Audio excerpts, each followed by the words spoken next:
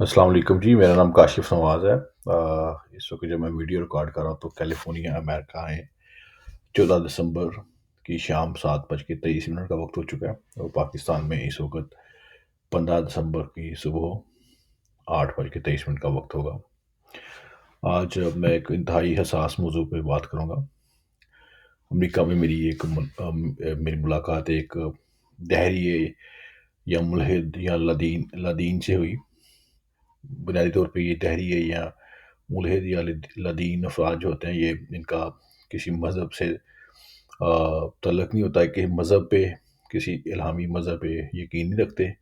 اور نہ ہی یہ نعوذ باللہ خدا کی ذات پہ بلیو رکھتے ہیں۔ تو ان جو ملحد یا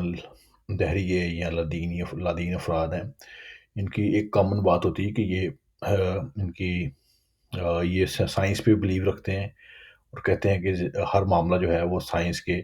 تجربے کی روشنی میں ثابت ہونا چاہیے، تب ہم یقین کریں گے اس معاملے کے اوپر۔ تو یہ بنیادی طور پر ڈارون کا جو نظریہ ارتقاء ہے اس کے اوپر یقین رکھتے ہیں، کہ اور ان کا کہنا ہوتا ہے کہ انسان کو یا بنی نوع انسان کو یا حضرت آدم علیہ السلام کو پیدا نہیں کیا گیا تھا، یا وہ زمینوں پہ نہیں آئے تھے جیسا کہ قرآن میں ہے، اور یہ واقعی الہامی کتابوں میں ذکر ہے۔ بلکہ ان کا کہنا ہے کہ یہ ڈارون کا نظریہ ارتقاء پہ یقین رکھتے ہیں کہ انسان جو ہے وہ بندروں یا چمپینزی سے ایولیوشن کے ذریعے انسانی شکل میں آیا ہے۔ تو ڈارون کا نظریہ ارتقاء ہم نے میٹر کی بایولوجی کی کتاب میں پڑھا بھی تھا۔ تو مسلمان تو اس نظریے پہ بلیو نہیں رکھتے، باقی الہامی مذاہب والے بھی اس نظریے پہ یقین نہیں رکھتے۔ لیکن یہ جو دہریے یا لدین افراد ہیں، یہ جو ان کے پاس ٹھوس دلائل ہوتے ہیں اور سائنسی حقائق ہوتے ہیں، جن کو جٹانا اتنا آسان نہیں ہوتا۔ مثال کے طور پہ وہ اس بات کا ذکر کرتے ہیں کہ پوری دنیا میں، بلکہ اسپیشلی یورپ اور یورو ایشیا میں کچھ ایسے فاسلز یا باقیات ملی ہیں جن کی عمریں لاکھوں سال پرانی ہیں، اور وہ انسان نما ان کی جو تھی، ان کی جسامت تھی، ان کو نینتھرلز کہتے ہیں۔ نینتھرلز اس کا اس طرح کا اس کا لفظ ہے۔ اب اب اس کا سوال یہ تھا کہ اگر قرآن جو ہے اس میں ہر چیز کا ذکر ہے، تو اس میں پھر نظریہ ارتقاء جو ہے اس کا کیا جواب ہے، کہ انسان جو ہے وہ چمپینزی سے انسان نہیں بنا، بلکہ یہ براہ راست بنی نوع انسان بنا تھا، یہ آدم علیہ السلام کو اللہ نے پیدا کیا تھا، یہ مٹی سے بنایا تھا اور اس کے اندر روح پھونکی تھی۔ اب میرے پاس تو اس کی یہی دلیل تھی جی، ایسا قرآن میں لکھا قرآن میں ہے، تو میرا تو اس پہ غائب ہے، اس کے اوپر یقین ہے قرآن کے اوپر، تو پھر اور قرآن کی سچائی کی اس کو میں نے یہ دلیل دی کہ جی قرآن رسول اللہ صلی اللہ علیہ وسلم کے اوپر، حضرت محمد صلی اللہ علیہ وسلم کے اوپر 1400 سال پہلے یا 1450 سال پہلے نازل ہوا تھا۔ وہ قرآن میں ان واقعات کا بھی ذکر ہے جو کہ ان سے آنے والے پہلے انبیاء کرام کے ساتھ پیش آئے تھے، اور وہ رسول اللہ صلی اللہ علیہ وسلم کی حیات سے کوئی کم از کم 1500 سال پہلے یا 3000 سال پہلے یا اس سے بھی پرانے واقعات پیش آئے تھے، تو قرآن میں ان واقعات کا ذکر ہے، اور دوسرے مذاہب جو ہیں ان واقعات کی جو ہے اس کو کنفرم کرتے ہیں۔ تو اس سے یہ ثابت ہوتا ہے کہ قرآن ایک سچی کتاب ہے، اور اس میں جو باتیں کی ہیں وہ سچی ہیں، تو لہٰذا میرا تو اس پہ یقین ہے۔ تو لیکن پھر بھی اس کا سوال تو یہ تھا کہ جب انسان قرآن اسلام کے مطابق، قرآن کے مطابق انسان کو اللہ نے مٹی سے بنایا اور اس کے اندر پھر روح پھونکی ہے، تو جو وہ باقیات مل رہی ہیں پوری دنیا میں، تقریباً 6000 کے قریب ایسے فاسلز مل چکے ہیں یا باقیات مل چکی ہیں، جو کہ بالکل انسانوں کے ڈھانچے سے تھوڑا سا ملتی جلتی ہیں، لیکن بالکل انسانوں کے ڈھانچے جیسی نہیں ہے۔ جیسے ان کی کھوپڑیاں تھوڑی سی عام انسانی کھوپڑیوں سے بڑی تھی اور زیادہ چپٹی تھیں، ان کے گھٹنے بہت مضبوط تھے، ان کے دانت نکیلے تھے، مطلب کہ وہ خونخوار تھے، یعنی کہ وہ ہمارے انسانوں کی طرح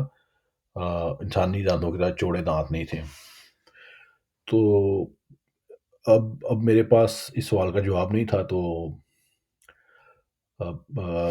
میں نے اس کے بارے میں تحقیق کرنا شروع کی، تو میں نے ڈاکٹر اسرار احمد صاحب کی ویڈیوز دیکھیں، اس کے بعد ساحل ندیم صاحب ہیں ان کی ویڈیوز دیکھیں، پھر انجینئر محمد علی صاحب ہیں ان کی ویڈیوز دیکھیں، پھر غامدی صاحب کی ویڈیوز دیکھیں۔ تو ان سب نے نظریہ ارتقاء کو سرے سے ریجیکٹ کیا ہوا، اور ڈاکٹر اسرار صاحب نے تھوڑا سا نظریہ ارتقاء کے بارے میں بات کی، لیکن وہ نظریہ ارتقاء اس سے ملتا جلتا نہیں ہے جو ڈارون کا نظریہ ارتقاء ہے۔ یعنی ڈارون کا نظریہ ارتقاء تو یہ تھا کہ انسان جو ہے بندروں چمپینزی سے ایولیوشن ہونے کے بعد انسانی شکل میں آیا ہے، لیکن ڈاکٹر اسرار صاحب کا یہ تھا کہ انسان ایک مٹی سے مٹی کا ہولا تھا، اس میں پھر اللہ نے روح پھونکی، تو اس کو پھر مٹی کے ہولے سے ایک پہلے مجسمہ بنایا، پھر اس میں روح پھونکی تو پھر وہ انسان بنا، اور پھر اس سے پہلے روحیں جو تھیں وہ جو تھیں ان کا وہ ایک زندگی گزار رہی تھیں۔ تو خیر یہ ایک بڑی لمبی چوڑی ویڈیو ڈاکٹر اسرار صاحب کی۔ تو اب ان ساری میں نے ان سب کی ویڈیوز ان کو شیئر کی، لیکن وہ سائنسی بنیادوں پہ ان ویڈیوز کو ریجیکٹ کر رہا تھا، اور اس کے سائنسی دلائل جو تھے یا اس کی جو منطق تھی اس میں دلائل بھی تھے اور اس میں شواہد بھی تھے، تو میرے لیے تھوڑا بڑا مشکل ہو رہا تھا، کیونکہ جب آپ کے عقیدے کو اس طرح سے چیلنج کیا جائے اور آپ اپنے عقیدے کو ڈیفینڈ نہ کر سکیں، تو ایک مشکل صورتحال ہوتی ہے، کیونکہ ہم عقیدے کی بنیاد کے اوپر ہم زندگی گزار رہے ہوتے ہیں، اور پھر ہم اسی عقیدے کی بنیاد کے اوپر ایک آخرت کے زندگی کے اوپر بھی یقین رکھتے ہیں اور اس کی تیاری بھی کر رہے ہوتے ہیں اپنی جو ہماری ہمت ہے اور توفیق کے مطابق۔ جب اس طرح عقیدے کو چیلنج کیا جائے اور آپ اس کو دلیل سے یا منطق سے جواب نہ دے سکے، تو یہ میرے لیے تھوڑی سی اضطراب کا معاملہ تھا، اور میں اسی معاملے میں ریسرچ کر رہا تھا۔ پھر اللہ تعالیٰ کی طرف سے مجھے تھوڑی سی اس میں مدد ملی، اور یوٹیوب کے اوپر مجھے فرقان قریشی صاحب کا ایک ویلاگ ملا، تو انہوں نے اس بارے میں ایک بڑی مدلل گفتگو کی تھی۔ انہوں نے اس بات کو بالکل نہیں جھٹلایا کہ جو ہے حضرت آدم بنی نوع انسان یا بنی نوع آدم سے پہلے کوئی مخلوق نہیں تھی۔ انہوں نے کہا جی بالکل وہ مخلوق تھی، اور انہوں نے ان سارے جو شواہد ہیں ان کا اقرار کیا۔ وہ ان کی ریسرچ بہت پائیدار ریسرچ ہے، انہوں نے کافی محنت کر کے ریسرچ کی اور اس کو بڑی اسٹڈی کی ہے۔ میں ان کے ویلاگ کا لنک بھی ڈسکرپشن میں ڈالوں گا۔ تو ان کے ویلاگ سے پھر مطلب انہوں نے بڑے مدلل انداز میں پھر یہ بھی بات ثابت کی کہ قرآنی آیات کی مدد سے کہ جو بنی نوع انسان سے پہلے بھی کوئی مخلوق تھی جو کہ اس زمین پہ یا ارض پہ تھی، ارتھ جس کو کہتے ہیں یا عربی میں ارض کہتے ہیں، الارض۔ تو وہ مخلوق اب وہ کنفرم کرتے ہیں کہ وہ جو شواہد مل رہے ہیں یورپ میں اور یورو ایشیا میں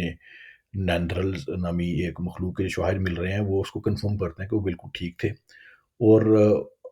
ان کی باقیات، نیندرلز کی باقیات اور انسانوں کی جو باقیات ہیں، انسانوں کی جو سب سے پہلی باقیات مل رہی ہیں اور جو نیندرلز کی سب سے آخری باقیات مل رہی ہیں، اس میں صرف چند ہزار سال کا فرق ہے، اور انہوں نے بڑی ڈیٹیل میں اس بارے میں بات کی۔ تو پھر میں نے اس لنک کو اپنا وہ جو میرا جاننے والا جس نے مجھے اس بارے میں مجھ سے گفتگو کر رہا تھا، پھر میں نے وہ لنک اس کو بھجوایا، اس نے کچھ اس کو سنا، پھر کچھ اس کو میں نے سمجھایا، کیونکہ اس کو اردو نہیں آتی تھی اور وہ اردو میں تھا، تو اس کو ہندی آتی تھی، ہندی بھی بالکل نہیں آتی تھی۔ تو خیر اس کو میں نے سمجھانے کی کوشش کی، لیکن اس سے وہ ایٹ لیسٹ اس کا جو سوالیہ نشان تھا ہمارے عقیدے کے اوپر وہ جو تھم گیا، اور وہ تھوڑا سا مطمئن ہو گیا۔ میں وہ لنک آپ سے بھی شیئر کروں گا۔ یہاں موضوع ہے جو لوگ حقائق کی متلاشی ہیں اور زندگی کو سمجھنا چاہتے ہیں، ان کے لیے یہ انٹرسٹنگ ہوگا ویلاگ، تقریباً آدھے گھنٹے کا ویلاگ ہے، ضرور سنیے گا۔ تو اگر آپ کو میری یہ بات چیت اچھی لگی ہو تو سبسکرائب کر دیجیے گا اور لائک کا بٹن ہٹ کر دیجیے گا۔ Thank you.